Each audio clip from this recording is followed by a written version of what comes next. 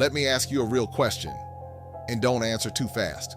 Are motorcycle clubs really just gangs with better branding? Because what just happened in Indiana is the kind of story that makes people look at biker culture completely different. Police say 5 people were arrested in connection with the shooting of an Indiana judge and his wife, and prosecutors are saying this wasn't random at all. This was allegedly connected to the Phantom Motorcycle Club and ties to the Vice Lords. Now pause right there, because when you hear Vice Lords, you already know we're not talking about a weekend ride in matching leather vests.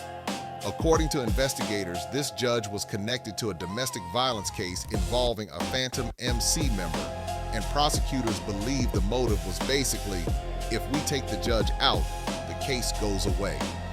Think about how crazy that is. That's not intimidation. That's not a threat. That's a full-blown attempt to assassinate the court system. And that brings us to today's debate topic. Are motorcycle clubs just gangs in disguise, or is it unfair to label them that way? Because I already know what some people are about to say.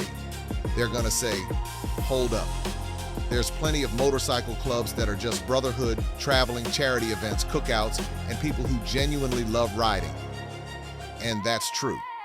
But then you get stories like this, and it's hard to ignore what it looks like.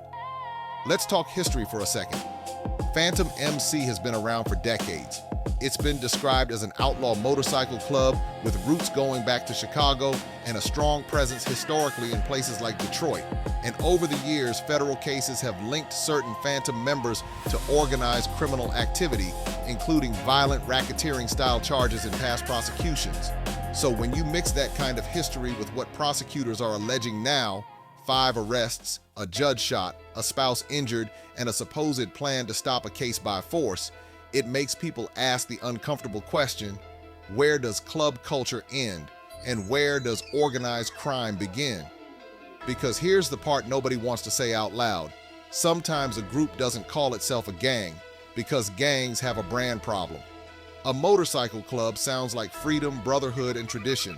But if the behavior is intimidation, violence, retaliation, and trying to silence the courts, then we have to be honest about what we're looking at. And I'm not saying every biker is a criminal. I'm not saying every club is a gang, but I'm saying this. If your club business includes targeting judges, coordinating shooters, and moving like a street organization, then you're not just riding bikes. You're running a criminal network with handlebars. So here's my question for you, and I want real answers in the comments.